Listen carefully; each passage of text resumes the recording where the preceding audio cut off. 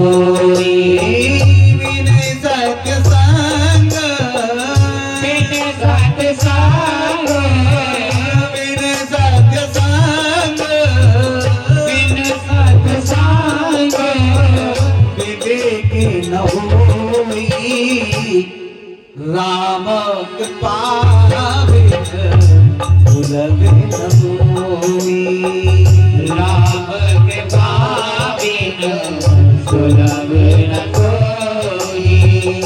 राम कृपा बिन सुलभ न सोई। राम कृपा बिन सुलभ न कोई। राजन, जब तक तुम सत्संग नहीं करोगे तब तक तुमको विवेक, विवेक माने ज्ञान,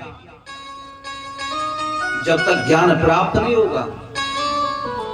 लेकिन अब कहोगे महाराज हम सत्संग कैसे करें, संतों का संग कैसे करें, कथा श्रवण कैसे करें?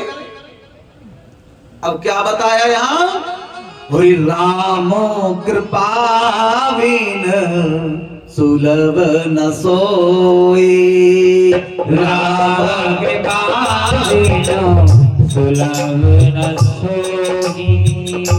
जब तक मेरी भगवान की कृपा नहीं होगी तब तक तुमको कथा सुनने के लिए नहीं मिलेगी साहब, तब तक तुमको सत्संग नहीं मिलेगा साहब। आप क्या समझते हो कि आप अपनी मर्जी से आ रहे हो, आप अपनी मर्जी से कथा सुन रहे हो? बिल्कुल नहीं लोकेंद्र बाबू, ऊपर वाले की राधा रानी की असीम कृपा है जो जट्टारी में कथा चल रही है। तूने सोचा था क्या? तुमसे पहले मैं तुम्हारे पिताजी को जानता था, पर लेकिन ये नहीं पता था कि आपके ये पिताजी और आप इनके बेटे हैं। और आप इस कथा में जुड़ करके ये मत सोचना कि मैंने बहुत बड़ा काम कर दिया, नहीं। अरे तुम्हारे संस्कार है ना। मैंने तुम्हारे पिताजी को भूले पर भी देखा था। जैसे कहते हैं ना, माँ पे पूत पिता पे घोड़ा, और घना नहीं तो थोड़ा ही थोड़ा। जैसे माँ बाप होते हैं ना, संस्कार भी तो वैसे ही मिलते हैं बच्चों को। राजन, आज जो हम यहाँ कथा श्रवण कर रहे हैं, बांकी बिहारी की राधा रानी की असीम कृपा है। अब मैं आपको लेके चलता हूं, बड़ी सुंदर कथा है। चतुर्थ स्कंद में लेकर के प्रवेश करता हूं। माता देवहूति, आज जो माता देवहूति हैं, उनका वंश आगे नहीं चला राजन। जब उनका वंश आगे नहीं चला तो देवहूति माता, तीन बहन की, आकुति, देवहूति और प्रसूति। प्रसूति नाम की जो बहन है वो दक्ष नाम के प्रजापति को ब्याही गई, और आकुति का विवाह रुचि प्रजापति के साथ हुआ, और उन्हीं के यहाँ यज्ञदेव भगवान का प्रादुर्भाव हुआ है। राजन, प्रसूति का विवाह दक्ष प्रजापति के साथ हुआ, और दक्ष प्रजापति की कन्या का नाम है सती, और इन्हीं सती महारानी का विवाह हुआ है मेरे भोलेनाथ के साथ। मेरे भोलेनाथ के साथ में इनका विवाह हुआ। लेकिन जो राजा दक्ष है ना, वो भोलेनाथ से बहुत द्वेष करता है, घृणा करता है, बहुत घृणा करता है। एक बार राजा दक्ष ने अपने यहाँ बहुत बड़ा यज्ञ किया महाराज, और सभी देवताओं को निमंत्रण दिया है यहाँ। जब सब देवताओं को निमंत्रण दिया, लेकिन भोलेनाथ को निमंत्रण नहीं दिया, और सभी देवता विमानों में बैठ करके जाने लगे। भोले बाबा अपने ध्यान में बैठते हैं। जब मां सती ने जाते हुए देखा तो सती रानी कहने लगी भोलेनाथ से, महाराज ये आज सभी देवता विमानों में बैठ के कहां जा रहे हैं, क्या बात है? भोलेनाथ ने सोचा, नहीं बताऊं, नहीं बताऊं, अगर बता दिया तो गड़बड़ हो जाएगा। भोलेनाथ ने कहा, कहीं जा रहे होंगे, कोई बात नहीं। नहीं महाराज, मुझे लगता है आज ये सभी देवता कहीं ना कहीं कोई अच्छे ही कार्य में जा रहे हैं, कोई अच्छा कार्य है, मुझे बताओ तो सही। भोलेनाथ ने कहा देवी एक बात बोलूं बन की, हाँ बुरा मत मानना, जो तुम्हारे पिताजी है ना दक्ष, उन्होंने एक बहुत बड़ा यज्ञ किया है। क्या मेरे पिताजी ने यज्ञ किया है? कैसी बात कर रहे हो? हाँ देवी, मैं झूठ नहीं बोल रहा, तुम्हारे पिताजी ने बहुत बड़ा यज्ञ किया है और उसी यज्ञ में ये देवता जा रहे हैं, इन देवताओं के पास में निमंत्रण आया हुआ है। सती जी कहने लगी कैसी बातें कर रहे हो? अगर मेरे पिताजी यज्ञ करें और यज्ञ करने के बाद में मेरे पिताजी मुझे ना बुलाएं, ऐसा तो कदाचित हो ही नहीं सकता है। अरे निमंत्रण तो हमको भी जरूर दिया होगा, हो सकता है कारणवश भीष्म कहीं रुक गया, नहीं कह सकते। भोलेनाथ ने कहा देवी मैं तुमको सच बताता हूं कि जो तुम्हारे पिता है ना दक्ष, वो हमसे बहुत घृणा करते हैं। कैसी बात कर रहे हो? मैं मानती हूँ कि आपसे द्वेष करते होंगे, घृणा करते होंगे, लेकिन एक बात ये भी तो है ना, मैं तो उनकी बेटी हूँ, मुझे तो निमंत्रण जरूर दिया होगा, मुझे तो वो कोई घृणा नहीं करते। आपने ये कैसे सोच लिया?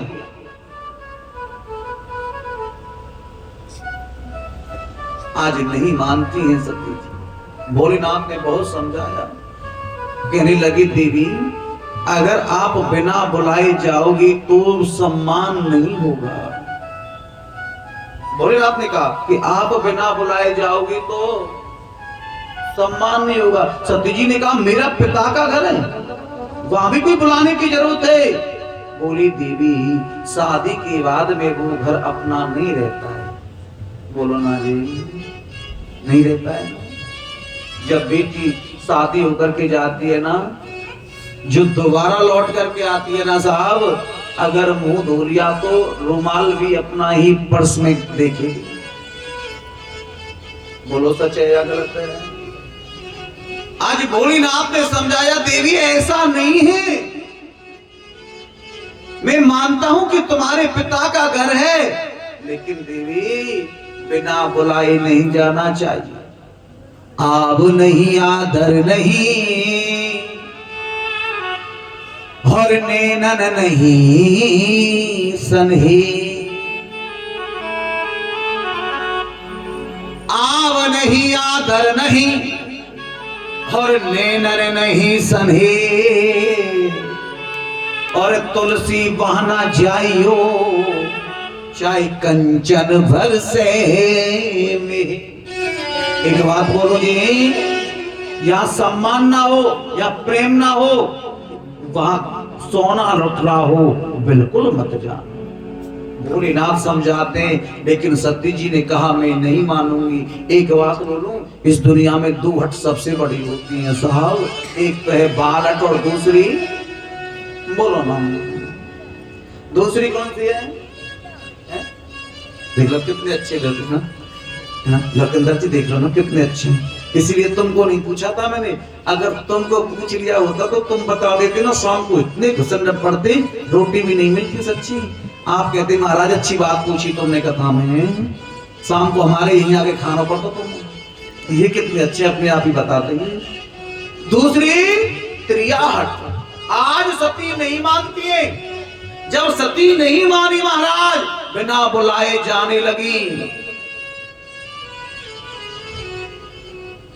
भोलेनाथ ने कहा देवी कल्याण ना हुए बा नारी को जो पति की बात ना माने। तुम जा तो रही हो, देख लेना। लेकिन जब सती वहां जाकर के पहुंची, देखा तो सती की बहन भी आई थी, लेकिन वहां सती जी से कोई प्रेम से नहीं बोला, नहीं कुछ भी। सती जी की मजाक उड़ाने लगी। जो बहन है कहने लगी सती को देख करके, आपस में चर्चा करने, ए सती एक बात तो बता, जो तुम्हारे पति देव जो थे, जो भोले बाबा जब शादी पर आए थे ना, नंगे धरंगे आए थे, भूत प्रेतों को बारात में लेकर के आए थे, चिता की भस्म लपेट रखी थी, कानन पर कातर, नाक पर बिच्छू, गले में सर्पों और मरे हुओं की मुंडमाला पहन रखी। क्या अब भी वो इसी तरीका से रहते हैं क्या तुम्हारे पतिदेव? अब एक बात बताओ, मायके में जाके अगर हमारा पति के बारे में कोई ऐसी अटपटी बातें करे तो कैसा लगेगा? बोलो ना, है? अगर कोई तो कहने लगे अरे योगेश, अब जो तेरो पति है जो लाला, अब वो सब दिन गाड़ी पे रहे, घर भी आ जाए, सब दिन धानी खरीद तो रहे हैं, व्यापार में लगे रहे, तो कैसे कहेगी तुम? बता, महसूस हो गई ना? आज सती जी से वहां कोई बात नहीं करी। जब सती जी से वहां किसी ने बात नहीं करी, जो पिता थे ना दक्ष, वो भी नहीं बोले। लेकिन एक मां ऐसी होती है, मां ने सती को गले से लगाया। जब मां ने सती को गले से लगाया, हाल चाल पूछा, आगे की ओर जब सती जी गई, यहां देवताओं के आसन थे, वहां सभी जगह पर आसन लगे हुए थे, योगी पीठ बनी हुई थी, लेकिन यहाँ भोले बाबा का आसन था, वहां मल मूत्र इत्यादि गंदगी पड़ी थी। सभी ने सबको सहन किया, लेकिन जब अपने पति के आसन पर यह चीज देखी तो आज सती जी सहन नहीं कर पाई महाराज। जब सती सहन नहीं कर पाई, आज बड़ा दुख हुआ। लेकिन जब आगे की ओर चलने लगी तो विष्णु भगवान को देख लिया। विष्णु भगवान से सती ने कहा, अरे विष्णु, जिस समय समुद्र मंथन में जहर निकला था, उस समय तुमने क्या कहा था? अरे भोलेनाथ, ये बात मेरी बस की नहीं है, जितना भी जहर समुद्र मंथन में निकल रहा है, आकर के तुम पी जाओ। और जब भोलेनाथ को तूने याद किया, मेरे पति वहां पहुंच करके सारे विष को पी गए। और तूने ही तो कहा था कि आज से शिव मेरा भक्त है, और जो शिव से द्वेष करेगा वो व्यक्ति मुझे स्वप्न में भी अच्छा नहीं लगेगा। आज भूल गया? तू आज मेरे पति को छोड़कर के कैसे आ गया? शिव द्रोही ममदास कहावा, शिव द्रोही ममदास कहावा, शिव द्रोही ममदास कहावा, शिव द्रोही ममदास कहावा, शिव द्रोही ममदास कहावा, ओ नर होई सपने नहीं भावा, ओ नर मोहे सपने नहीं भावा। आज कैसे तू अपनी शपथ को भूल गया? आज यहाँ मेरे पति का अनादर और तू यहाँ यज्ञ में पहुंच गया। आज वही सती महारानी भोलेनाथ का अपमान सहन नहीं कर पाई महाराज। उसी समय आकर के यज्ञ कुंड में आकर के अपने शरीर की आहुति दी। जैसे अपने शरीर की आहुति दी, यही समाचार मेरे भोलेनाथ को मालूम पड़ा। अपने सिर से एक जटा उखाड़ी, उससे एक वीरभद्र नाम का वीर उत्पन्न हुआ और जाकर के यज्ञ को विध्वंस कर दिया। जब जाकर के यज्ञ को विध्वंस किया और महाराज राजा दक्ष के एक मुक्का मारा, उसकी गर्दन को अलग। जब वहां भोलेनाथ पहुंचे तो भोलेनाथ ने देखा, सती के देह को अपने हाथों में ले लिया। यहां जहां महाराज वो लेकर गए, वही योगी कुंड बनता गया। भोलेनाथ क्रोधित हो गए, देवता घबराने लगे। महाराज, यदि भोलेनाथ को क्रोध आ गया, अब पृथ्वी का क्या होगा? सब देवता हाथ जोड़ करके प्रार्थना करने लगे भोलेनाथ से, छड़े नाम रुष्टा, छड़े नाम तुष्टा, तुष्टा तुष्टा छड़े छड़े, और छड़े नाम रुष्टा, छड़े नाम तुष्टा, तुष्टा तुष्टा छड़ी छड़ी। भोलेनाथ ऐसा मत करो,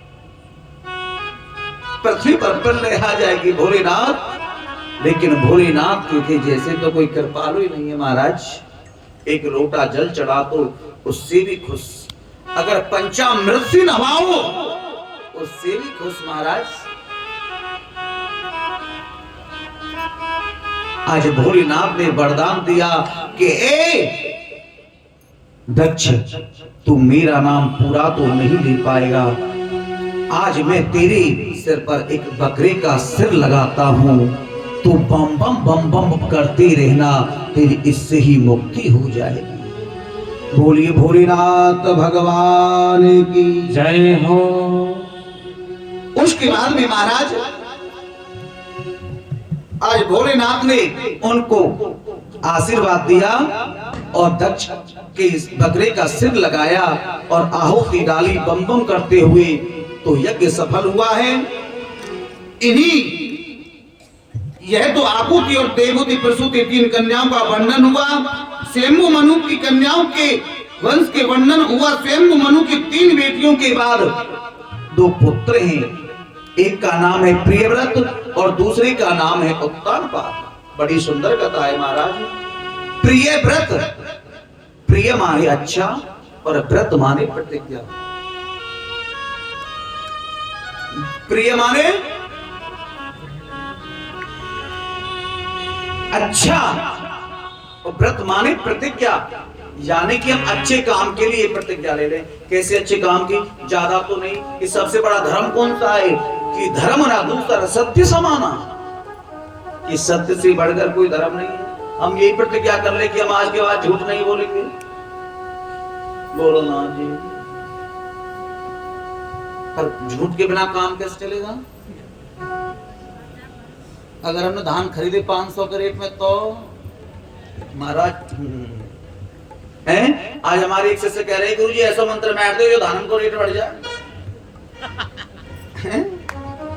हमने कही अब किसान उन पे खरीदे तब ऐसा मार दे करे धान बंदो है जाए।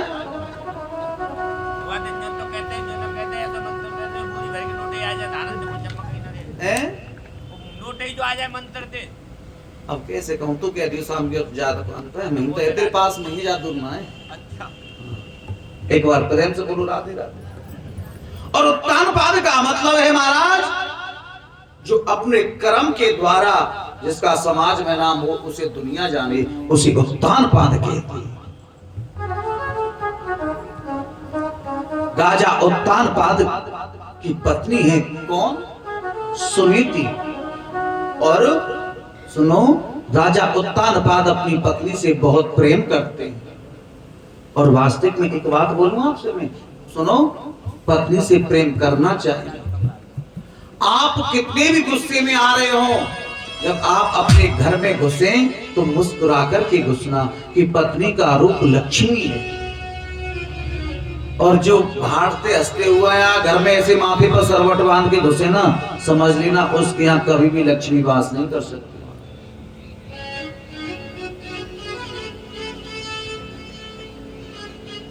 समझना मेरी बात। सुनीति, आज राजा उत्तानपाद अपनी पत्नी से बहुत प्रेम करते हैं। घर को घर नहीं कहते साहब, गृहिणी को घर कहते हैं। गृहिणी मानी पत्नी को। यदि बुढ़ापे में ना पत्नी नहीं रहती है तो सच्ची बताऊं, जैसा मिल जाए वैसा खाना पड़ता है, कुछ राधे राधे, बहुत सिस्टम खराब हो जाता है लोगों का। आज राजा उत्तानपाद अपनी पत्नी से बहुत प्रेम करते, कथा बड़ी सुंदर है। लेकिन एक बार राजा उत्तानपाद ने क्या किया, एक बार घूमने के लिए गए और किसी सुंदर औरत को देख लिया, उसकी सुंदरता पर मोहित होकर के उसको अपने घर ले आए। उनका नाम था क्या? सुरुचि। क्या नाम है? सुरुचि। अब जब सुरुचि को घर ले आए महलों में, तो सुरुचि ने आकर के सुनीति को देखा। सुरुचि ने पूछा ये कौन है?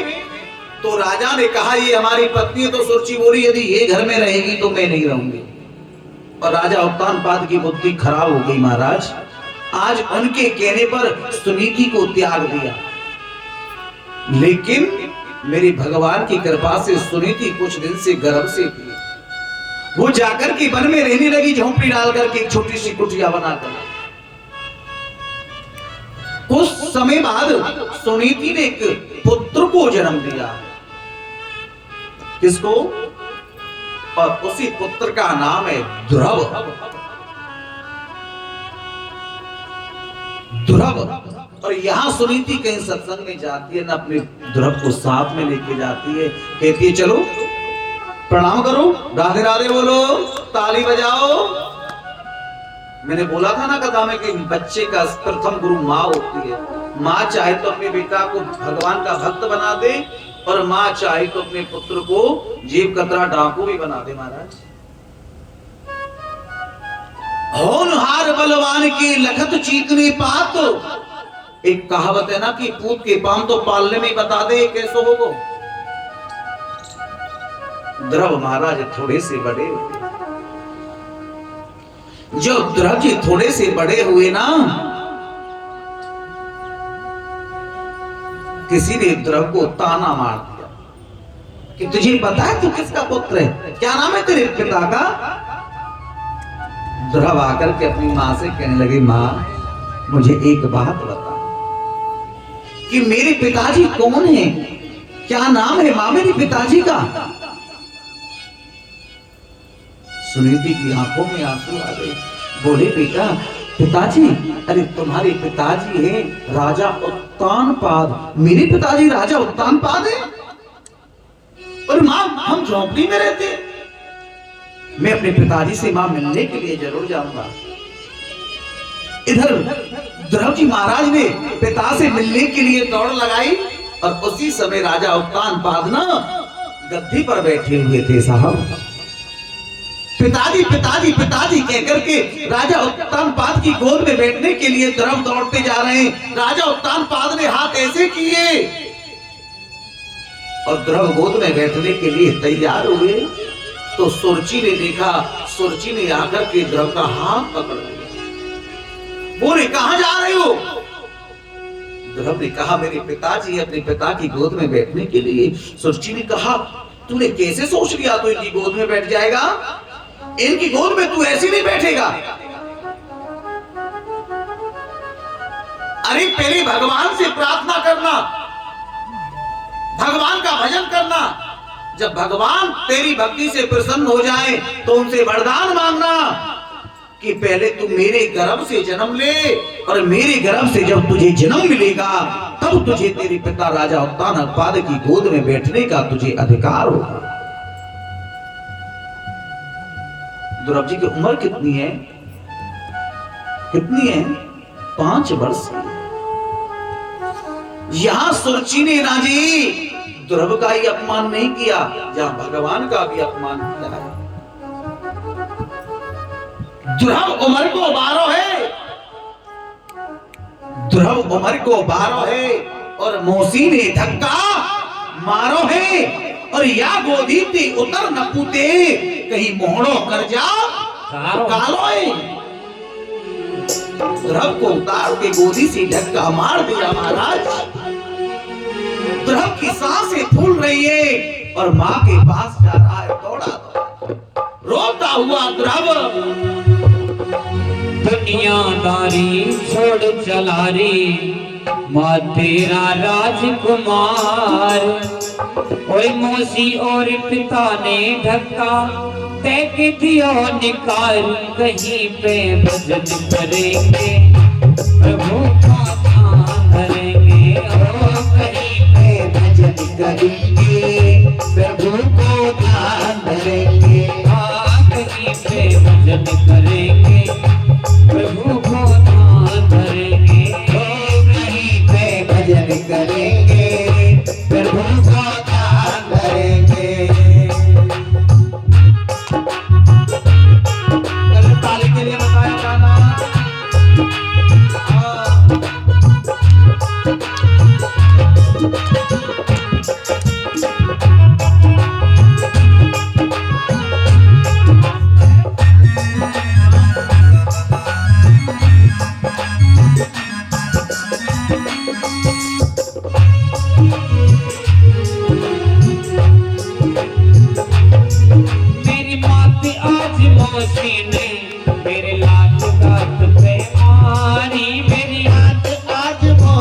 ने मेरी घात घात पे मारी। मेरी माथे आज मौसी ने मेरी लात गात पे मारी। मेरी आज मौसी ने मेरी घात घात पे मारी। मैं कैसे धीर धरूरी तू बता हमें महतारी। कैसे धीर धरोगी तू हमें बता महतारी। मैं कैसे धीर धरूरी तू बता हमें महतारी। कैसे धीर धरोगी तू हमें बता महतारी। अपने खास पिता को हमने अपने खास पिता को हमने ना देखो कभी प्यार कहीं पे भजन करेंगे।